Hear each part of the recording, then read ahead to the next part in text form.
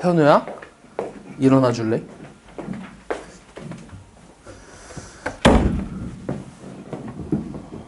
이 수학하는요, 집합부터 해가지고, 이제 명제, 그 다음에 함수, 그 다음에 이제 경우의 수, 거기까지가 이제 수학하예요.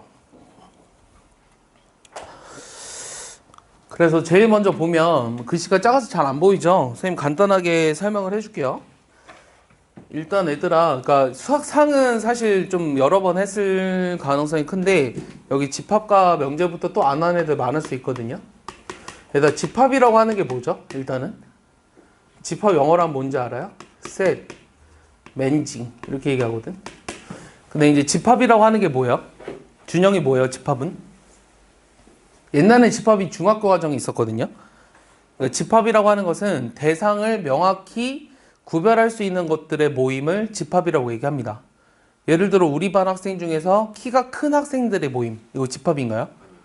키가 가장 큰 학생들의 모임, 내가 제일 크잖아요. 집합 맞죠? 그러니까 대상을 명확히 구별할 수 있죠.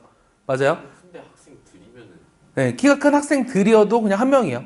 맞아요? 그러니까 가장 큰, 이런 말이라고 하는 것은 최상급 표현이잖아요. 이런 게 들어가 있으면 집합이에요. 뭐 수학 공부를 잘하는 학생들의 모임, 이런 거 어렵죠. 근데 집합이 아니죠. 수학 점수가 90점 이상인 학생들의 모임, 이거 집합 맞죠? 예쁜 꽃의 모임, 이런 거 집합 아니죠.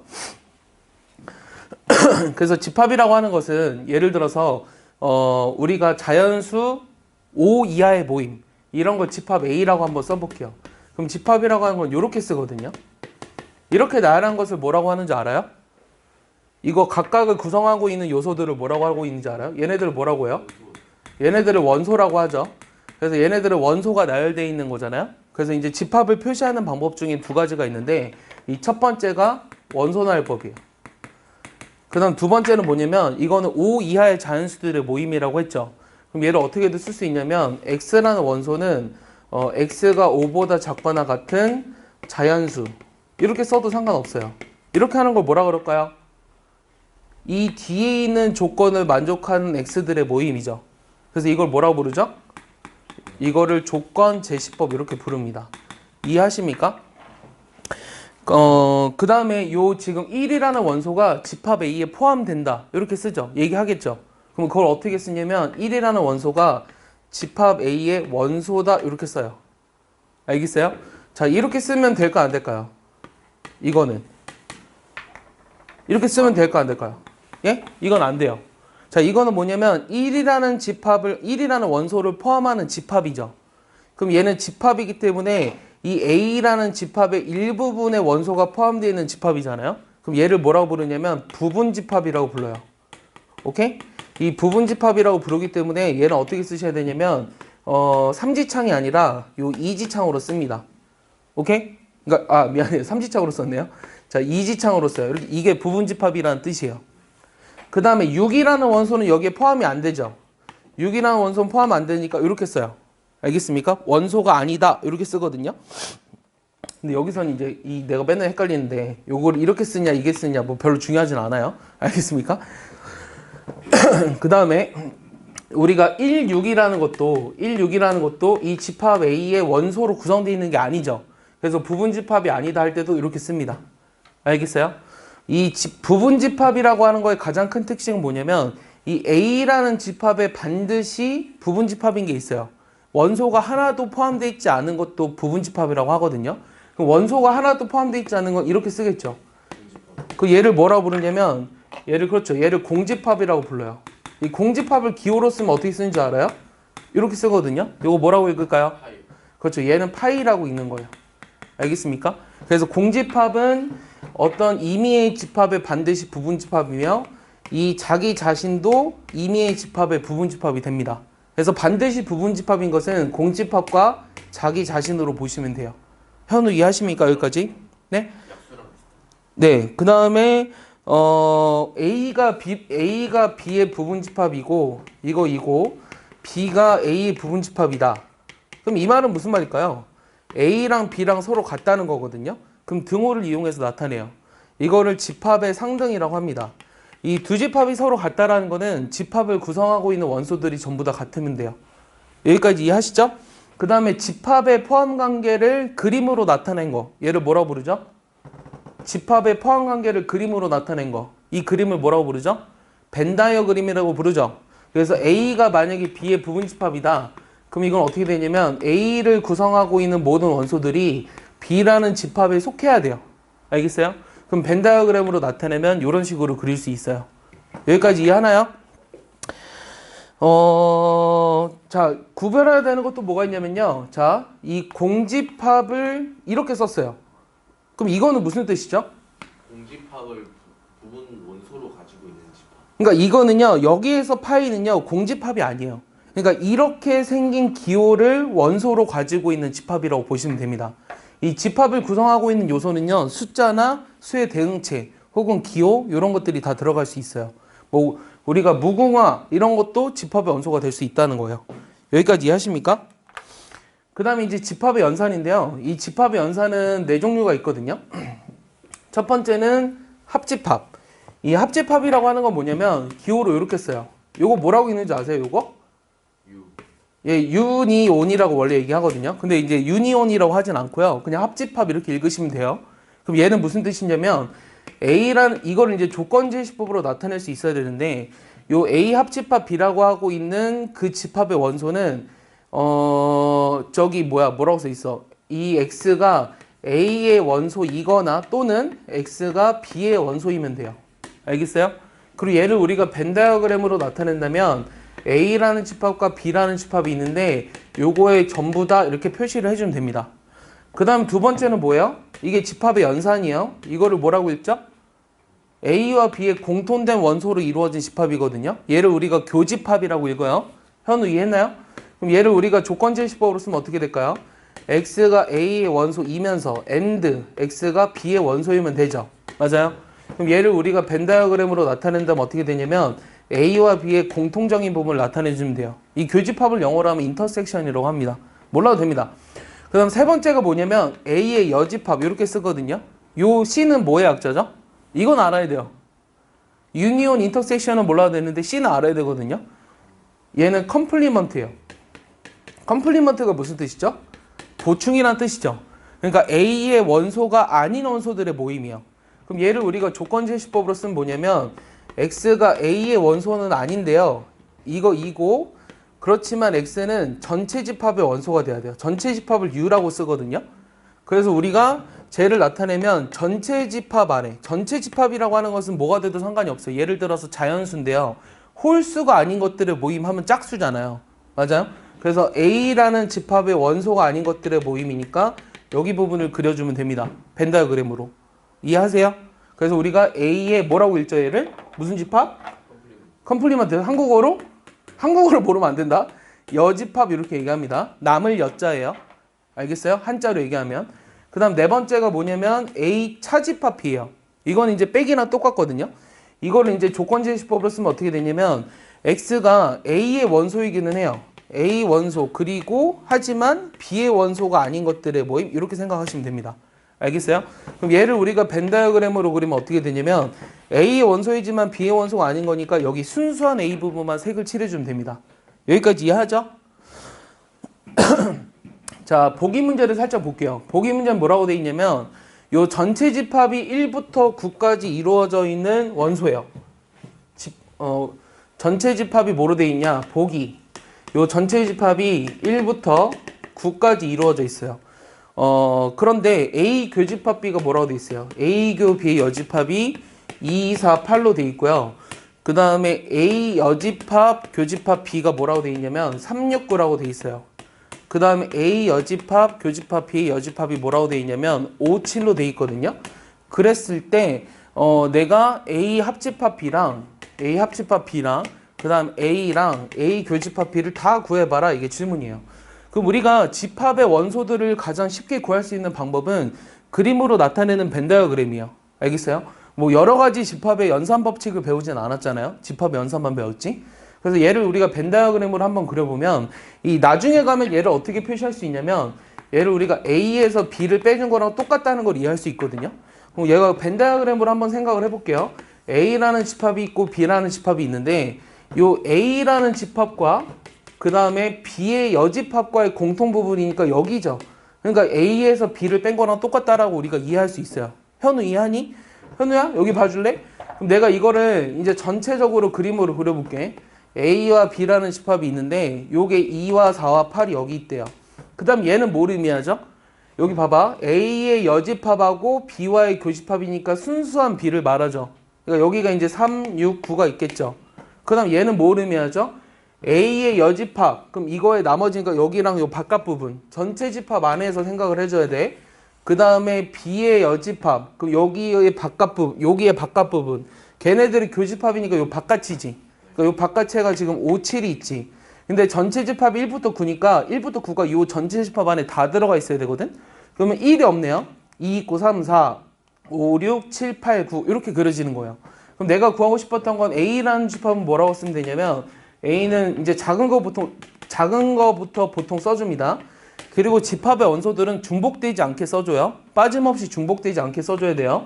그 다음 A 합집합 B는 이제 순서대로 쓰면 어떻게 되죠? 1, 2, 3, 4, 6, 8, 9 이렇게 되고 A 교집합 B는 뭐가 된다? 1이다 이렇게 써주시면 되는 거예요. 알겠습니까? 문제가 쉽죠? 그래서 이 집합이 뭔지만 잘 이해하시면은 우리가 구할 수 있어요. 자, 그 다음에 이제 부분집합이라는 것에 대해서 볼게요. 이 부분집합이라고 하는 건 뭐냐면요. 예를 들어서 부분집합 앞에는 안 써 있는데 요 A라는 집합이 1부터 우리가 N까지 구성되어 있는 집합이에요. 그럼 이 집합 A의 이 부분집합의 개수는 이렇게 물어볼 수 있거든요. 부분집합의 개수 이렇게 물어볼 수 있거든요. 그러면 이 부분집합이라고 하는 거는 요거의 원소들로 구성되어 있는 거라고 했지. 그러면 쉽게 생각해 보자. 요 1이라는 원소가 포함이 되거나 포함되지 않거나 요가 두 가지지. 2라는 원소도 포함되거나 포함되지 않거나 두 가지지 경우가. 그럼 원소가 n개잖아. 그럼 A의 부분집합의 개수는 몇 개가 된다는 거야? A의 부분집합의 개수는 몇 개가 된다는 거야? 요게 들어가거나 들어가지 않거나 들어가거나 들어가지 않거나 들어가거나 들어가지 않거나 그렇지 2의 n제곱으로 표현할 수 있다는 거예요. 이해했어요? 자, 그런데 이 A의 부분집합 중 요 1과 2를 반드시 포함하는 부분집합의 개수를 세래요. 포함하는 부분집합의 개수. 그럼 얘는 어떻게 세줄까? 요 1과 2를 반드시 포함한다고 했으니까 1과 2를 제외한 나머지 원소들이 포함될 수 있는 부분집합의 개수를 센 다음에 거기 1, 2를 모두 다 집어넣어 주면 돼요. 알겠어요? 1, 2를 반드시 포함한다고 했으니까 그러면 전체 부분집합의 개수가 몇 개야? 2n-2개가 되겠죠? 그러니까 여기 2라고 하는 건 뭐냐면 반드시 포함하는 원소의 개수를 쓰면 돼요. 반드시 포함하는 원소의 개수. 반드시 포함하는 원소 개수.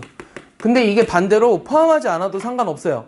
1과 2를 반드시 포함하지 않는 부분집합의 개수를 구하라고 해도 1과 2를 제외한 나머지 3부터 n까지의 부분집합의 개수를 세면 되잖아요. 그래서 2n-2가 되는 겁니다. 이해했어요? 그럼 저기 문제를 봐보세요. 지금 집합 M이라고 하는 것은 뭐라고 돼 있죠? 집합 M이라고 하는 것은 우리가 지금 조건제시법으로 써 있는데 0과 30 사이에 4의 배수들의 모임이죠. 그럼 4의 배수들의 모임이니까 4, 8, 10이 어디까지 가요? 28까지 가죠. 맞아요? 이거의 원소 개수를 쓸 때는요. 원소의 개수를 쓸 때는 어떤 기호를 이용하냐면 요 n이라는 기호를 이용하거든요. 이게 지금 집합 m이라는 원소의 개수를 나타내주는 기호예요. 그럼 원소 개수가 몇 개죠? 4, 7에 28이니까 7개죠. 맞아요? 그럼 첫 번째 문제는 뭐냐면 이거의 부분집합의 개수를 세래요. 그럼 이거의 부분집합의 개수는 어떻게 센다고요? 이거의 부분집합의 개수는 2의 몇 제곱? 7제곱으로 계산한다고. 2의 7제곱이 뭐야? 현우 2의 7제곱이 뭐야? 아, 2의 7제곱 바로 안 나옵니까? 네, 바로 나와야 돼요. 알겠어요. 2의 7제곱은 128이라는 거 바로 나와야 돼요. 2의 1제곱부터 2의 10제곱까지는 바로 나와야 돼요. 512는 2의 몇 제곱이야? 2의 9제곱. 2의 10제곱은 얼마예요? 바로 나와야 돼요. 그 다음에 4와 8이 속하지 않는 부분집합의 개수 세래요. 그럼 속하지 않으면 어떻게 하라 그랬어? 이 2를 빼주라 그랬지. 그럼 2의 5제곱이니까 몇이야? 32고요. 세 번째는요. 4와 8은 속하지 않고요. 12는 반드시 속한대요. 그럼 이것도 2에 7에서 속하지 않는 거 빼주고 속하는 거 빼주면 돼요. 그럼 2의 몇 승이죠? 4제곱이죠? 16개 나오는 거예요. 알겠습니까? 그래서 우리는 지금 이 부분집합의 개수를 구하는 방법에 대해서 얘기를 했습니다. 여기까지 이해하나요? 현우 이해했니? 자, 그럼 2번 볼게요. 자, 2번은 뭐라고 되어 있냐면 두 집합에 대해서 A 교집합 B가 2와 3일 때 다음에 그 물음에 답하여라. 자, 문제를 보면 A라는 집합이 뭐라고 되어 있냐면 1, 2랑 A제곱 빼기 6A 더하기 11이에요. 간단한 문제는 뺐어요. 이 B라는 집합이 A-2, A-1, A, 그 다음 A 더하기 1, A 더하기 2로 되어 있거든요. 그랬을 때 A 교집합 B가 뭐라고 했냐면 2와 3이라고 했어요. 첫 번째 문제는 뭐냐면 일단 실수 A를 찾으래요. 자, 그러면은 교집합이 2와 3이라고 했으니까 우리가 알고 있는 건 뭐죠? 아, 요게 반드시 뭐가 돼야 한다. 요게 반드시 3이 돼야 돼요. 맞아요? 그럼 요거 계산해 볼게요. A제곱 빼기 6A 더하기 11이 3이라는 거는 이게 8이 0이 된다는 거죠. 그럼 여기서 인수분해 하니까 A-2랑 A-4가 0이 돼서 A는 2와 4예요. 오케이? 그러면은 첫 번째는 A가 2일 때 요 B라는 집합을 한번 구해볼게요. A가 2라면 어떻게 돼요? 0, 1, 2, 3, 4죠. 그 다음에 두 번째는 A가 4일 때도 구해볼게요. A가 4일 때 구하면 어떻게 되죠? 2, 3, 4, 5, 6이죠.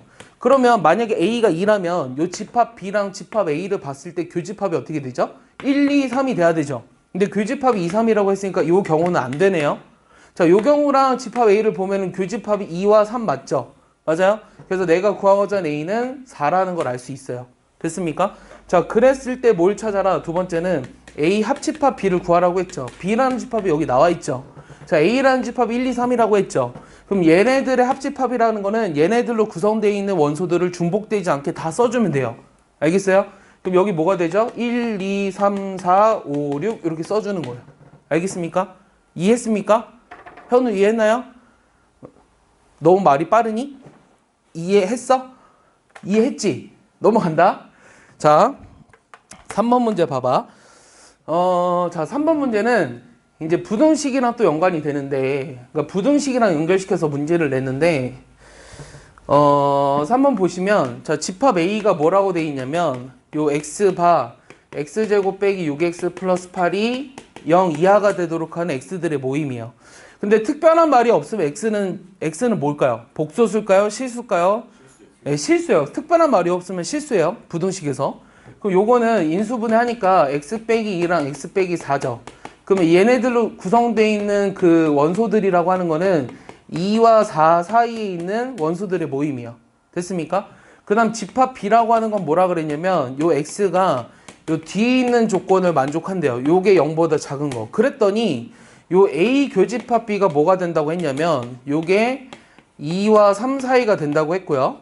그 다음 A 합집합 B는 뭐가 된다고 했냐면 마이너스 1부터 4까지라고 했어요. 됐습니까? 그럼 얘를 우리가 수직선 한번 그려볼게요.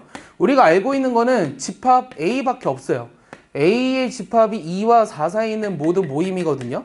근데 교집합이 2와 3이 돼야 된대요. 그럼 여기에 지금 3이 들어가야 되잖아, 일단은. 그러니까 교집합이 3이 되려면 3이 이렇게 있고 요게 0보다 작으니까 나머지 하나가 여기 있어야 되거든. 그래서 교집합이 2와 3이 된다는 건 이런 식으로 된다는 거야. 됐어? 그 다음에 합집합이 이렇게 된다는 건 요게 뭐야? 마이너스 1이라는 거네. 그래야지 요거랑 요거의 합집합 해가지고 전체가 되는 거잖아. 그래서 우리가 뭘 알아내냐면 이 집합이 인수분해가 됐을 때 x 더하기 1이랑 x 마이너스 3이 0보다 작은 애로 돼야 한다고. 됐어? 여기까지 이해했어? 마이너스 1과 3을 근으로 가져야 되니까 요 2차 방정식이 0이 되도록 하는 것은. 이해하지? 요게 교집합이랑 합집합이 이런 식으로 되려면 요게 교집합이 2와 3 사이라고 했으니까 요게 x 마이너스 3을 인수로 가져야 되고 합집합이 이렇게 되려면 x 플러스 1 인수로 가져야 될 거 아니야. 그래서 요게 이렇게 인수분해가 된다고. 됐어? 그럼 요거 전개하면 얼마야? x제곱 빼기 2x 마이너스 3이 0보다 작다지? 그럼 a가 마이너스 2고 b가 마이너스 3이지? 이렇게 구할 수 있다는 거예요. 이해합니까? 그래서 이런 문제도 바로 보면요. 여기 2와 4가 있으니까 얘네들은 마이너스 1과 3의 근으로 가져야 돼요. 그럼 두 군의 합이 2니까 a가 마이너스 2고요. 두 군의 곱이 마이너스 3이니까 b가 마이너스 3으로 구할 수 있습니다. 이해했죠? 자, 넘어가 볼게요. 자, 이 흔히 진짜 많이 나오는 문제. 자, 저 두 조건을 만족하는 집합 A 중에서 원소가 최소인 것의 개수를 구하래요. 그러니까 집합을 구하라는 문제인데요.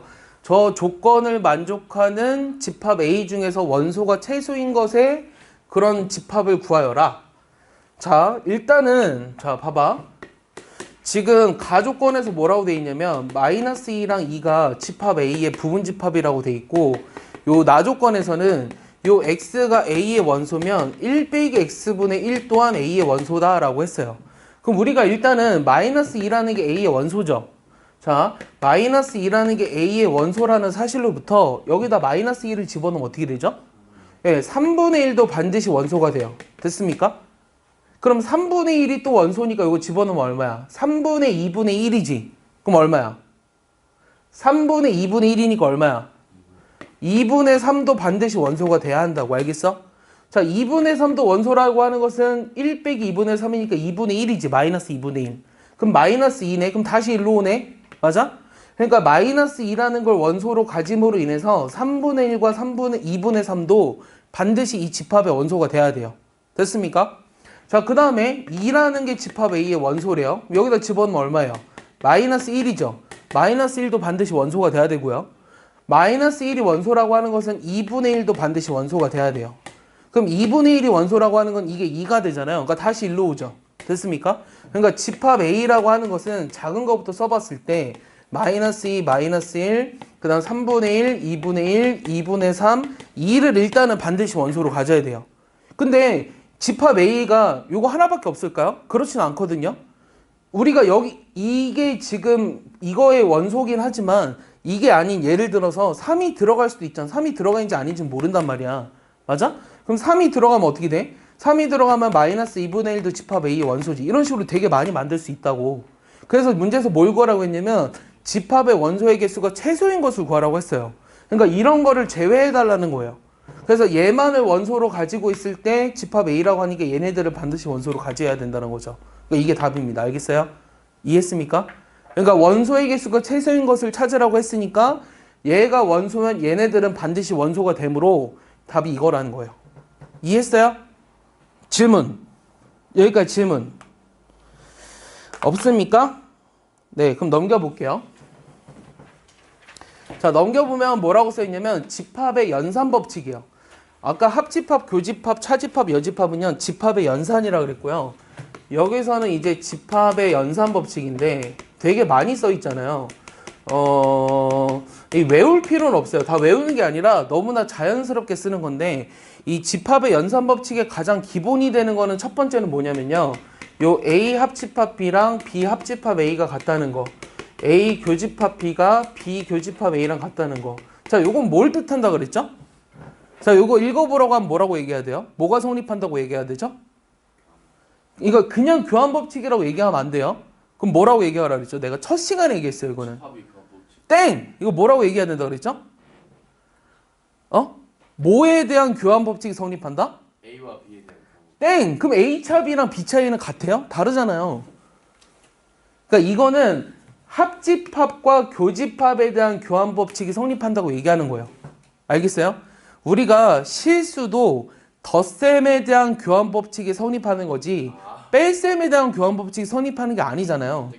그래서 얘 같은 경우도 합집합과 교집합에 대한 교환법칙이 성립한다고 얘기하는 거예요. 알겠어요? 그러니까 집합의 교환법칙이 성립한다. 이런 말 자체가 틀린 거예요. 알겠습니까? 자, 두 번째는 뭐가 되냐면요. 저는 왜 이렇게 재밌어요? 자, 두 번째는요. 되게 싱글벙글 웃고 있어요. 자, 두 번째는요. 자, A 합집합 B랑 여기가 지금 합집합 C고 얘는 A 합집합 B랑 이렇게 돼 있죠. 자, 이게 이제 집합, 그러니까 연산이 3개가 들어가 있을 때 이게 지금 괄호가 앞에 있고 뒤에 있고잖아. 그러니까 이것도 합집합과 교집합에 대한 결합법칙이 성립한다는 거예요. 그럼 이거랑 분배법칙을 구분을 잘해야 되는데요. 이 분배법칙이라고 하는 거는 A합, B합, 이 비교시 이렇게 돼 있지. 맞아? 근데 이 위에 거랑 아래 거의 차이를 보면은 얘는 같은 연산이거든요. 얘는 연산이 다른 거예요. 알겠어? 이게 합집합과 교집합이니까 연산이 다르잖아요. 그러니까 얘네들은 이거랑 함께 이렇게 분배법칙 하는 거예요. 알겠어? 그럼 얘 해버리면 어떻게 돼? A 합집합 B랑 교집합에 A 합집합 C 이렇게 쓰겠죠. 얘도 우리가 뭐라고 얘기해야 되냐면 합집합과 교집합에 대한 분배 법칙이 성립한다라고 얘기해야 돼요. 다른 건 일반적으로 성립하지 않아요. 알겠어? 여기 써 있는 거를 제외한 나머지들은 일반적으로 성립하지 않는다는 거야. 자, 얘를 우리가 전개를 하면 어떻게 되느냐? 요 교집합까지 같이 묶어서 얘 합집합 얘 이렇게 쓰셔야 돼요. 그러니까 A 교집합 B랑 그다음 합집합 A 교집합 C 이렇게 쓰셔야 된다는 거예요. 합집합과 교집합에 대한 분배 법칙이 성립한다. 그다음 네 번째부터 볼게요. 그러니까 이 세 개는 굉장히 중요합니다. 이 세 개는 굉장히 중요한데 4번을 보시면 뭐라고 써 있냐면 A 합집합하고 A 교집합 B를 합집합하면 그러니까 A랑 A 교집합 B를 합집합한다? 얘는 뭐예요? 잘 생각해봐. A라는 집합이 있고 B라는 집합이 있는데 A 교 B는 여기죠. A라는 집합은 이거죠. 얘네들을 한꺼번에 쓰면 결국은 뭐죠? 결국은 뭐죠? 이거랑 합집합 A 하면 뭐죠? 그냥 자기 자신인 A거든요. 그럼 얘가 없어지는 것처럼 보이죠? 그래서 얘를 이름을 붙이면 흡수 법칙이에요. 이름을 붙이면 없어지는 것처럼 보여서. 근데 이거는 굳이 외울 필요가 없어요. 알겠어요? 너무나 당연한 거예요. 그려보면 알 수 있어요. 네, 그려보면 벤 다이어그램을 쉽게 그려보면 이 벤 다이어그램을 그려보면 쉽게 알 수 있기 때문에. 그 다음 두 번째 마찬가지로 A 교집합, A 합집합 B다? 자, 이건 뭐겠어요? 얘가 크잖아. 얘가 작은 거고 얘가 이거의 일부분이지. 그러니까 교집합 해봤자 결국은 A라는 거예요. 알겠어? 이해하니? 그러니까 얘네들은 여기 이제 4번부터 적혀있는 것들은 너무나 당연한 거예요. 자, 5번 보세요. A 합집합 A 당연히 자기 자신이죠. A 교집합 A 당연히 자기 자신이에요. 자, 6번 A랑 공집합을 합집합해라. 얘는 아무것도 없는 거잖아. 그럼 합집합 해봤자 결국은 A 자기 자신이 나온다고. A랑 그 다음에 교집합 합집합 A 교집합 전체 집합. 자, 얘를 해봤자 결국은 A라고. 왜냐면 6은 전체고 A는 일부분이잖아. 그러니까 얘는 교집합 해봤자 자기 자신이 나온다고. 알겠어? 이해하지? 그 다음 7번 A 합집합 전체 집합 얘도 당연히 전체 집합이고 A 교집합 공집합 얘는 아무것도 없는 공집합이겠지. 그러니까 이건 뭐 볼 것도 없어요. 너무 당연한 사실이니까.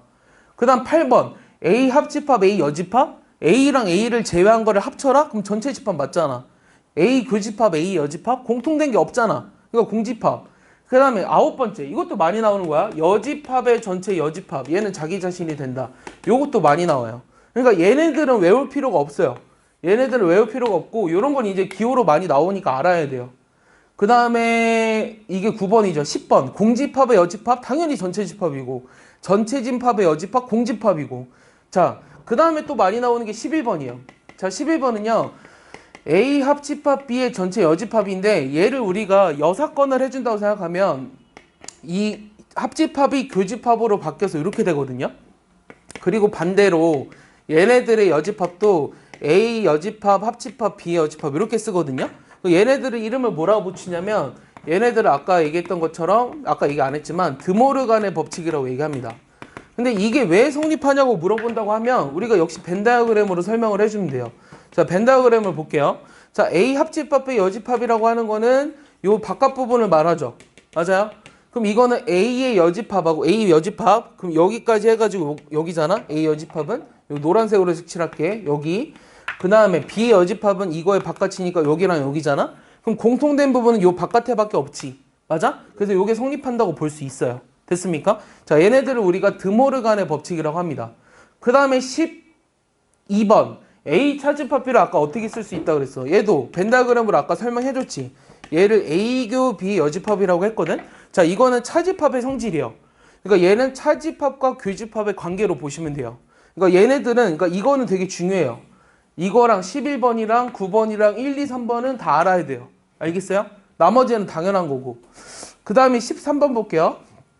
이 13번은요. A 합집합 B가 공집합이래요. 합집합에서 공집합이라는 거는 둘 다 공집합이라는 거예요. 교집합 했는데 전체 집합이라는 거는 둘 다 전체 집합이라는 거고. 그 다음 14번 A 합집합 B가 전체 집합이고 A 교집합 B가 공집합이면 A와 B의 관계가 서로 여집합 관계에 있다라는 거. 이것도 이해하나요? 그 다음 마지막 15번 보시면 임의의 A에 대해서 A 합집합 X가 A면 자, 이게 되게 중요한 건데 이것도 얘를 A라고 보는 애들이 있거든. 잘 봐. 자, 15번 마지막에 써 있는 게 뭐냐면 이미 A에 대해서 A 합집합 X가 A이면 X가 공집합이다 이렇게 써 있죠. 맞아요? 그런데 A 합집합 X가 A이면 요 X라고 하는 거는 A 집합이라고 해도 성립은 하거든요. 근데 얘가 말하는 건 뭐냐면 이미의 A에 대해서 항상 성립하도록 하는 X를 구하라고 하면 얘는 공집합이라는 거예요. 그러니까 요게 A여도 요게 성립은 하거든요. 하지만 이미의 A라는 거는 모든 A들에 대해서 항상 성립하도록 하는 X를 구하라고 하면 얘는 공집합이라는 거예요. 마찬가지로 A교 X가 A가 되도록 하는 요 X라고 하는 거는 전체 집합이 된다는 거죠. 이미의 A에 대해서 요게 항상 성립하도록 하는 X는 뭐냐? 전체 집합이다. 이렇게 알고 계시면 됩니다. 이해합니까? 자, 그 다음에 여기 나와 있는 건 뭐냐면 요 두 집합 XY에 대해서 저 델타라고 써 있는 거거든? 저게 뭔지 아는 사람? 저게 무슨 집합이 이게? 얘들아 A 요 델타 X 델타 Y네? 요거 이제 델타라고 있거든? 요거 무슨 집합인지 아는 사람? 요거를 X 빼기 Y랑 그 다음 합집합 Y 빼기 X로 정의했지. 요거 이름이 있어. 요거 무슨 집합인지 아는 사람? 몰라? 교집합만 빼고 나머지 잠깐만. 왜 안 겹치게 그릴까? 우리가 벤 다이어그램을 그릴 때 두 집합이 나와 있으면 이렇게 그려야 돼요. 교집합이 존재하게끔. 그럼 얘는 X 차집합 Y는 여기죠. 그거랑 Y 차집합 X는 여기죠. 아이고, 얘네들의 합집합이니까 이 빠졌어. 얘네들 합집합이니까 여기거든. 오케이? 그럼 이거 이름을 아는 사람? 교집합만 제외하고 나머지 집합. 땡. 승우 뭔지 알아요? 몰라요? 찬욱이 알아요? 자, 얘의 이름을 뭐냐면 얘를 우리가 대칭 차집합이라고 해요. 이 대칭 차집합이라고 부르고 요 대칭 차집합의 요 기호를 델타라고 읽습니다. 여기까지는 알아야 돼요. 일단은. 그래서 이 대칭 차집합이라고 하는 거는 되게 여러 가지 방식으로 쓸 수 있어요. 어떻게든 쓸 수 있냐면 잘 봐. 얘를 AX 합집합 Y에서 뭘 뺀 거라고도 쓸 수 있어. 여기서 뭐 뺀 거라고도 쓸 수 있어. 여기 봐줄래? 이 지금 벤 다이어그램 색칠된 부분은 X 합집합 Y에서 뭘 뺀 거라고도 할 수 있어. 그치? X 교집합 Y라고도 할 수 있지. 봐봐, 여기 봐봐. 아까 차집합과 여집합의 관계에서 이거를 뭐로 바꿀 수 있어? 이 교집합의 X교 Y의 전체 여집합이라고도 할 수 있지. 맞아? 그 다음 또 어떻게도 할 수 있어? 자, 여기랑 요거를 이 여집합을 안으로 집어넣으면 요렇게도 할 수 있지. 이거의 합집합 Y 여집합. 요렇게도 할 수 있지. 맞아? 이해해? 됐어? 그러니까 이거를 되게 여러 가지 방법으로 쓸 수 있다고. 얘네들이 다 대칭 차집합을 나타내 주는 거야. 근데 너희가 여기에서 뭘 알아야 되냐면 내가 얘기해주고 싶은 거는 저기 나와 있는 A 델타 B 델타 C의 벤 다이어그램은 알고 있어야 돼. 이 대칭 차집합을 3개 해볼게. 근데 여기서 저 문제는 뭐냐면 A 델타 B 합집합 B 델타 C를 구하라고 했는데 자 요거를 이제 할 줄 알아야 돼. 요거 뭐냐면 얘는 이게 요것도 이게 성립하거든. 이 뭐냐 이게 뭐냐 결합법칙이 성립하거든. 이 대칭 차집합도 얘를 그려볼게. 자 벤 다이어그램을 3개 그릴 때는요 A랑 B랑 C랑 요 벤 다이어그램 이렇게 그려줘야 돼요. 이게 많이 본 애들은 너무 당연하게 느낄 텐데 요 A, B, C, D가 있죠? 그럼 못 그려요 여러분들. 이렇게 하면 되죠. 어떻게 그리면 될 것 같은데요? 이 벤 다이어그램을 4개 있는 걸 그리는 건 상당히 어려운 문제예요. 그러니까 그릴 수는 있잖아요. 어떻게 그려요? 이게 다 겹치게 그려야 돼요. 네. 되게 어렵게 그려야 돼요. 4개를 그리는 건. 그러니까 4개 그리는 건 안 나옵니다. 알겠어요? 3개까지밖에 안 나와요. 자, 그럼 여기를 봐봐. 자, A 델타 B라고 하는 거는 여기서 말하는 게 이 X 델타 Y는 순수한 X랑 순수한 Y의 합집합으로 보시면 돼요. 여기 봐봐. 그럼 A 델타 B라고 하는 거는 순수한 A랑 순수한 B의 합집합이니까 여기죠. 네. 됐어요? 그 다음에 요 지금 B 델타 C라고 하는 것은 뭐냐면 자 B 델타 C라고 하는 것은 여기다 하나 더 그려줄게. A, B, C. 이 B 델타 C라고 하는 건 뭐냐면 순수한 B와 C 입장에서 순수한 B랑 순수한 C예요. 여기까지 이해했어요? 여기 봐. 그럼 얘들아 잘 봐. 뭘 봐야 되냐면 내가 하고 싶은 거는 이거 2개를 합집합하라는 거거든. 이거 2개를 대칭 차집합하라는 거거든. 이거 두 개를 대칭 차집합하면 어떻게 되느냐? 자, 여기에서 이 부분을 뺀 거에 순수한 부분을 찾아야 돼. 그럼 어디야? 여기랑 여기에서 여기가 빠지지. 맞아? 여기가 빠지지. 그러니까 어디야? 여기랑 어딜 말해? 여기를 말하거든. 됐어? 여기 하얀색 부분에서 노란색 부분을 뺀 거를 말하는 거야. 하얀색 부분에서 노란색 부분을 빼면 여기지. 초록색 색칠한 거. 됐어?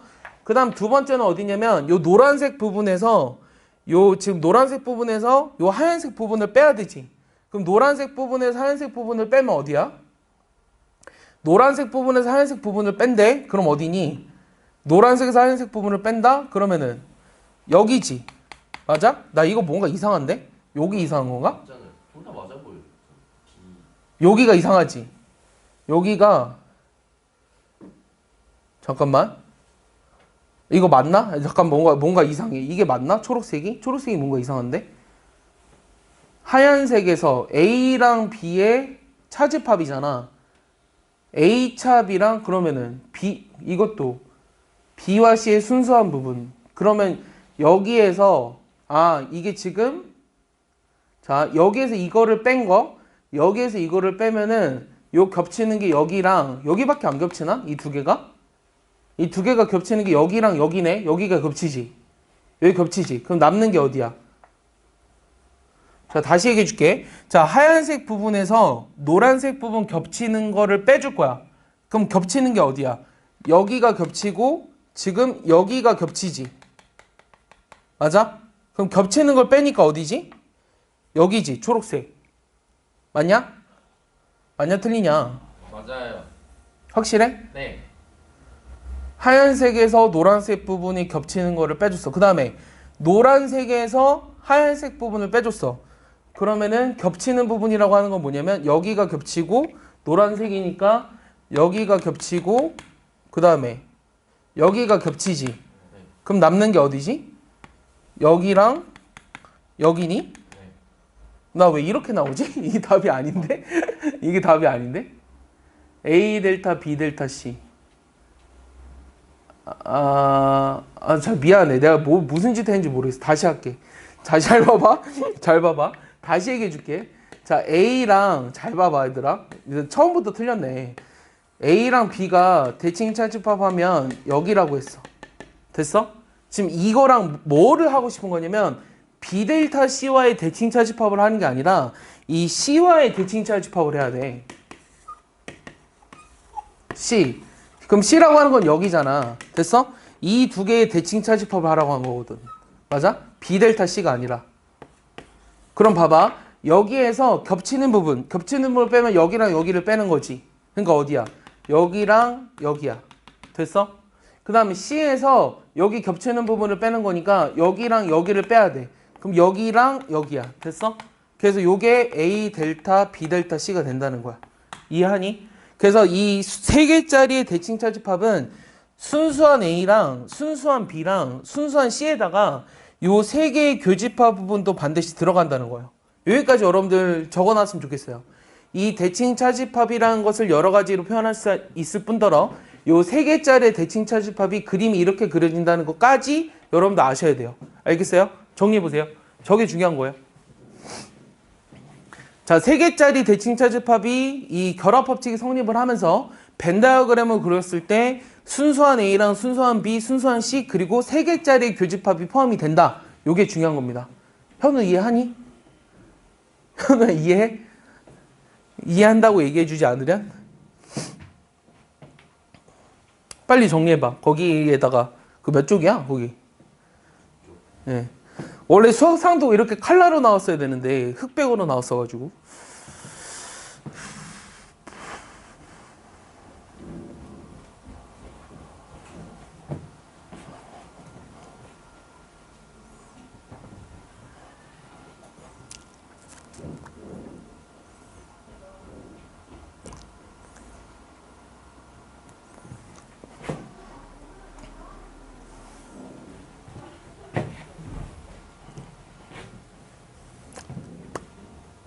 지울래요? 잠깐만요. 네.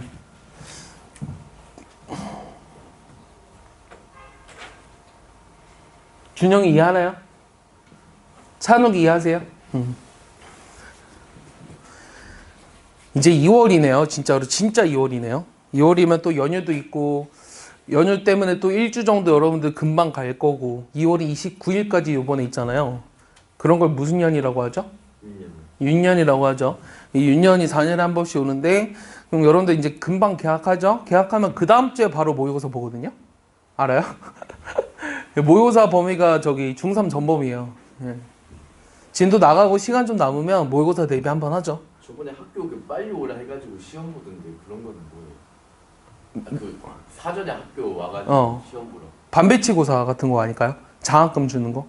그래요? 학교마다 달라요. 모르겠어요, 나도. 나 장학금 나가요. 학교마다 달라서 와서 뭐 봤어요, 시험?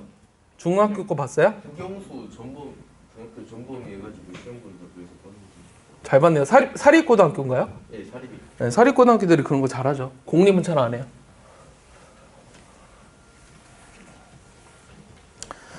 자, 그 다음에 마지막에 이제 하는 게 저 유한집합의 원소의 개수인데요.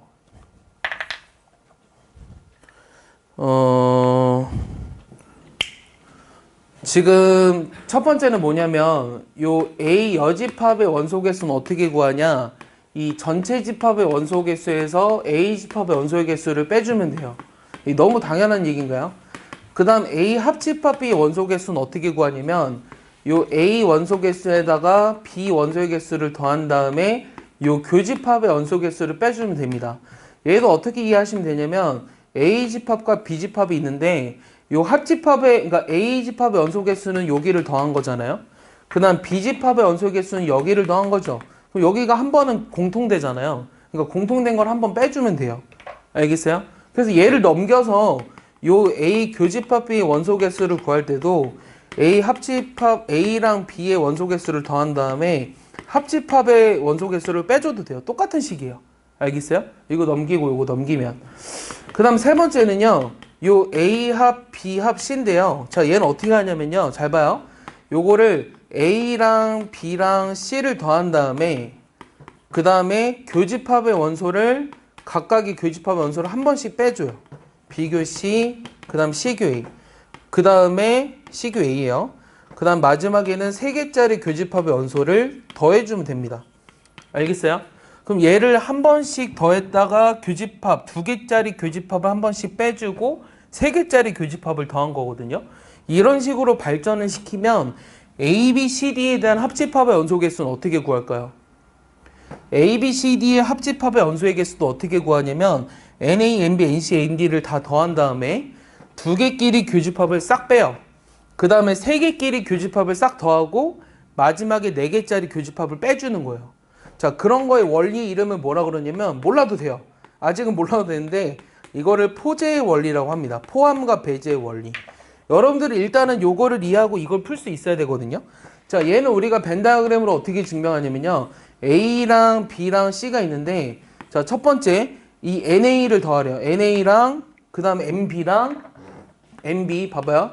MB 그 다음 NC 이렇게 더했죠. 잘 봐요. 그럼 여기 지금 이 NA급이라는 게 여기 2번 칠해졌죠. 이 2번 칠해졌으니까 이거 한 번은 빼줘야 돼요. 그럼 여기 하나 남았죠. 하나.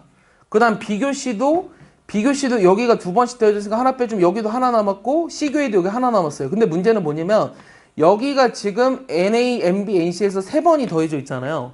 그러니까 여기서 3번을 빼줬기 때문에 여기가 지금 흰 부분으로 바뀌어 있거든요. 그래서 마지막을 더해줘야 NA 합 B 합 C가 되는 거예요. 알겠습니까? 알겠죠? 그러니까 이것도 벤 다이어그램으로 쉽게 이해할 수 있으셔야 합니다.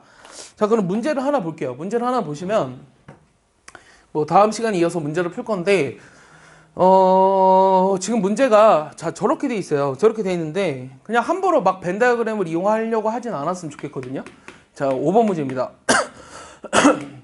여기가 A 교집합, 그 다음 A 합집합, 여집합의 합집합의 B의 전체 합집합의 B 교집합, B의 여집합의 교집합의 C 여집합의 전체 여집합이 A 합집합 B다. 얘를 만족한 이 관계가 성립할 때 항상 옳은 것은 무엇이냐? 이렇게 물어봤어요. 그럼 일단 좀 정리를 했으면 좋겠거든요.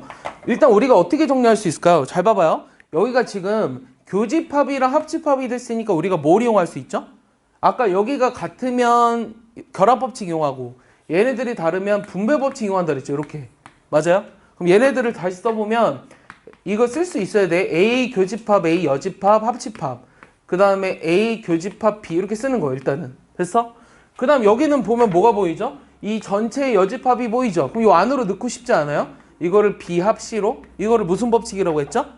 드모르간의 법칙이라고 했습니다. 알겠죠?